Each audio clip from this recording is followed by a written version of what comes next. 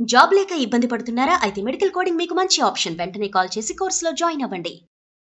గారు నమస్తే రమ్మగారు, ఇంటిని ఎప్పటికప్పుడు శుభ్రంగా క్లీన్గా ఉంచుకోవాలని అనుకుంటూ ఉంటాం, ఉంచుకుంటాం కూడా. కానీ కొన్ని కొన్ని సందర్భాల్లో చేయలేకపోతాం, కొన్ని కొన్ని పనులు అలానే వదిలేస్తాం. కొంతమంది బద్దకించి మరీ వదిలేస్తూ ఉంటారు. మొత్తం క్లీన్గా సర్దుకున్నాం అనుకోండి, ఇప్పుడు షింక్లో గిన్నెలు అయి ఉంటాయి, తీసి బయట పెట్టేసామంటే కిచెన్ అంతా భలే ప్రశాంతంగా కనిపిస్తుంది. అప్పుడు ఒక పని చేయడానికి ఉత్సాహం అనిపిస్తుందండి. లేవగానే పక్క దుప్పట్లు కానీ బెడ్షీట్స్ కానీ మడత పెట్టరు, చాలా మంది ఫోల్డ్ చేయరు, అట్లానే వదిలేస్తారు. ఇల్లు చేసుకుంటారు, తుడి చేసుకుంటారు, మిగతా అన్ని అయిపోతాయి. కానీ ఎంత చేసినా ఆ రూమ్లోకి వెళ్తే కంఫర్ట్గా అనిపించదు. అలానే బట్టలు కూడానండి, నలిగిపోయి ముడతలు వచ్చేసి ఉతికిన బట్టలు ఎప్పటికప్పుడు తీగ మీద నుంచి తీసి వెంటనే ఫోల్డ్ చేసుకుంటే నీట్గా ఉంటుంది. మనం ఈ కుర్చీల మీద వేసి ఆ బెడ్ల మీద వేస్తే ముడతలు ముడతలు ముడతలు అయిపోతే అసలు ఉతికిన ఫీలే రాదు. అవును కదా రామగారు? మనము ఇవన్నీ బద్ధకము, పని చేయలేకపోవటము, సమయం చాలకపోవటము, మనకు మళ్ళీ రోజు రోజు బయటకు వచ్చేసేయటము, మనం తప్పిస్తే ఆ పని చేసేవాడు ఇంట్లో ఇంకొకడు లేకపోవటము, ఇలాంటివి కొన్ని ప్రాబ్లమ్స్ ఉంటాయి. అవును. కాకపోతే ఏంటంటే మనకి చిన్నప్పుడే 2వ క్లాసు 1వ క్లాసు ఉతికిన బట్టలు ధరించి, శుభ్రంగా ఉతికిన బట్టలు ధరించి అనేది ఒక పాయింట్ చెప్తూ ఉండేవాడు. ఉతికిన బట్టలు వేసుకోవటం అంటే శుభ్రంగా ఉన్నవి అని అర్థం. ముడతలు, నలిగిపోయినవి అలాంటివే కాదు అని. ఇస్త్రీ బట్టలు అని నియమం లేదు అందులో. అవును. బట్టలు ఉతికితే బాగా ఉతికాం శుభ్రంగా, దాన్ని గట్టిగా పిండాలి తడంతా పోయేదాకా, దాన్ని బాగా గట్టిగా దులిపి ఆరేయాలి. అప్పుడు ముడతలు అవి ఆ తడితో చక్కగా కిందకు వచ్చేస్తాయి. అసలు బట్టలు దులిపారేయరు చేయ ఇప్పుడు. అవును. ఇందులో నుంచి తీసి ఇలాగే వేసేస్తాయి, మీద పడేయటమే. పడేస్తే అది అట్టముక్కలాగా అవుతుంది, శుభ్రంగా ఉండదు. దాని మీద ఉన్న ముడత గీత పోవు. మీరు పిండి బాగా దులిపి ఆరేసి చూడండి, కరకరలాడుతూ ఎంత బాగుంటాయో అవి. లేకపోతే చకమకల్లాగా ఉంటాయి. చీరలు కూడా అంతే, ఏం బాగుండవు. నిలువు మడతలు పెడతారు, అడ్డమడత ఇలా కుర్చీ పెట్టకుండా ఇట్లా పొడుగ్గా తీస్తారు. ఆ పొడుగ్గా తీసిన చీర అస్సలు బాగోదు, అడ్డగా కుర్చీయే పెట్టుకోవాలి, అంతే పద్ధతి. అయితే ఇది జనరల్గా ఏంటంటే చాలా మందికి ఎప్పుడు ఒక డౌట్ వస్తూ ఉంటుంది, బట్టలు నలిగిపోతే ఏమవుతుంది, చూడ్డానికి బాగోదు అంతేగా అని.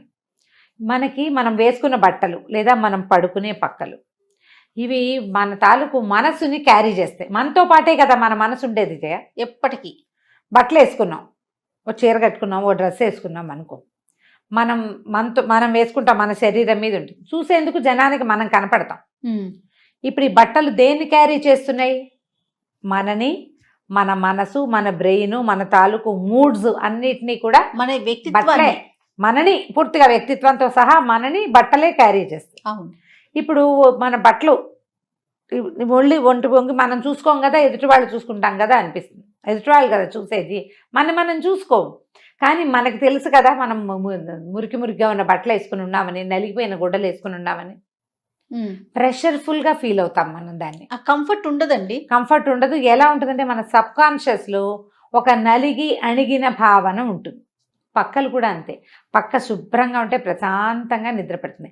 అదే నలిగిపోయినవి, పాచి పక్కలు, నిన్న పొద్దున వేసుకున్నటువంటి దుప్పట్లు, మొన్నప్పుడు వేసుకున్నవి, ఆ తర్వాత ఏమో కప్పుకుని వదిలేసిన బెడ్షీట్లు ఉంటాయి కదా, కంఫర్ట్స్ కప్పుకుంటాం, కంఫర్టర్లు పెద్ద పెద్దవి కప్పుతారు, నీట్గా మడత పెట్టరు.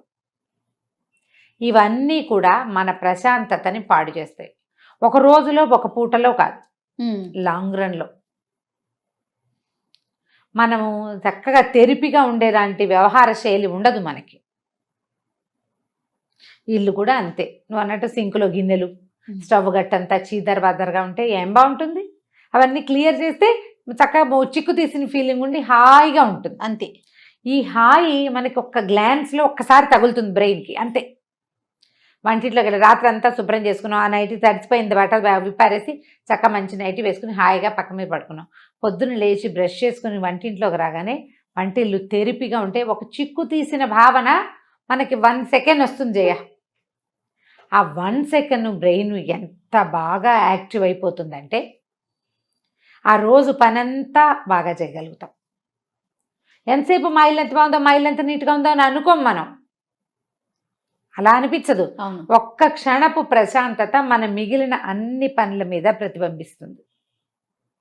సోఫాలు నీట్గా ఉండటం, పేపర్లు గీపర్లు ఎబరాయి దెబరాయి కాకుండా ఒకదాని మీద వేసి చక్కగా నీట్గా పెట్టడం, బల్లలన్నీ దుమ్ములు లేకుండా ఉండటం, డైనింగ్ టేబుల్ తుడిచి ఉండటం, టేబుల్ మీద గ్లాసులు స్పూన్లు అవి ఇవి అలా పెట్టేయకుండా ప్రాపర్గా పెట్టుకోవటం. చాలా సామాన్లు పెట్టుకుంటాం డైనింగ్ టేబుల్ మీద, ఆ పెట్టినవన్నీ ఒక ఏమైనా ఆర్డర్లీగా పెట్టుకుంటాం, ఆర్డర్లో పెట్టడం. అవును. ఎక్కడ ఉండవలసిన వస్తువు అక్కడ ఉండటం.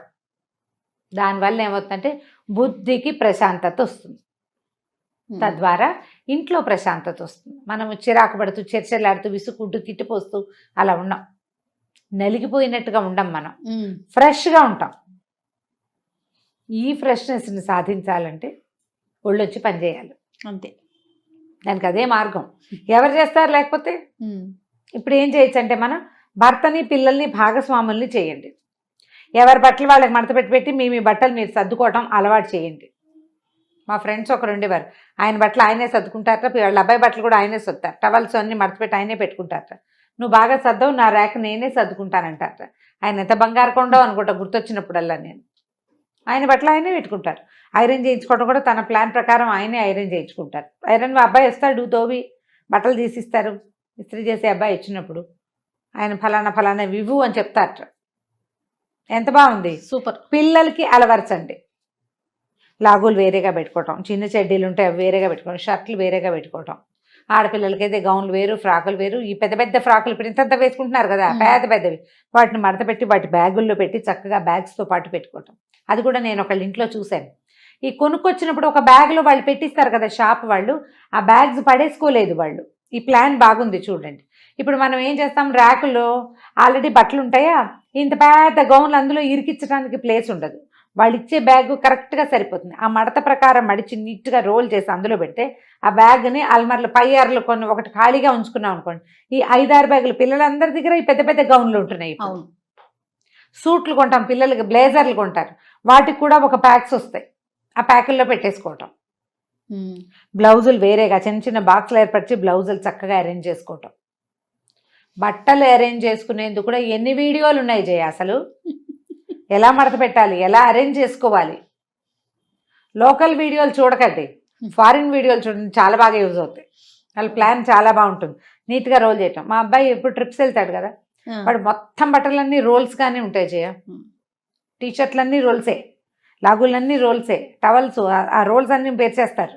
ఊర్లు తీసుకెళ్ళేవి ప్రయాణానికి స్పేస్ కలిసి వస్తుంది. ఏం నలిగిపోవంటాడు, నలిగిపోతాయి ఇస్త్రీ బట్టలు పోతాయి అంటాను నేను, ఏం నలగవు ఇలాగే బాగుంటాయి అంటాడు. వచ్చేటప్పుడు కూడా అలాగే అన్ని చుట్టాలు పెట్టుకొస్తాడు, చుట్లన్నీ విప్పుకుని మెషిన్లో వేసుకోవాలి మేము. నా కూతురు ఇప్పుడు ఇంట్లో తనే సర్దుకుంటుంది రమ్మగారు, అంతా యూట్యూబ్ మహిమ. ప్రతి ఫ్రాక్ అయినా టీ షర్ట్ అయినా ఇలా ఇంతే రమ్మగారు, ఇవే ఫోల్డింగ్స్. నేనేమో చక్కగా నేను కానీ అమ్మ కానీ చక్కగా బిల్ల మడతలు వేసి పెడతాం, మొత్తం ఓపెన్ చేసి రోల్ చుట్టేసుకుంటుంది. ఇలాగే పెట్టుకోవాలి మమ్మ, చుట్టుకుని ఇట్లా నుంచో పెడుతున్నారు అంతే రమ్మగారు. అంటే ఇప్పుడు ఈ చక్క ఫ్రాకులు ఉంటాయి కదా నిలబడేవి, వాటిని రోల్ చేయలేం, కానీ టీ షర్ట్లు లాగులు అవి ప్యాంట్లు పైజమాలు అవన్నీ రోల్ చేసేయచ్చు. ప్రాక్టీస్ మార్చండి, మీకు ఏంటంటే ఒక ఇన్నోవేటివ్ ఐడియాస్ వస్తాయి, కొత్త ఐడియాలు ఉంటాయి. బయట చూస్తూ ఉండండి, ఇలా చూస్తున్నా కదా, నన్ను చూస్తున్నప్పుడు అన్నీ చూడొచ్చు మీరేం చక్క. ఏదో ఒకటి కొత్త ప్లాన్ మార్చితే, అల్మార్లు మార్చుకుంటే, కిచెన్లో సెటప్ మార్చుకుంటే, దుప్పట్లు మార్చుకుంటే, దుప్పటి వేసుకునే విధానం మార్చుకుంటే, బట్టలు పెట్టుకునే విధానం ఐడియాస్ మార్చుకుంటే చాలా కొత్తగా ఉంటుంది జీవితం. ఎంత డిఫరెంట్గా ఉంటుందో డైనింగ్ టేబుల్ అరేంజ్మెంట్ దగ్గర నుంచి.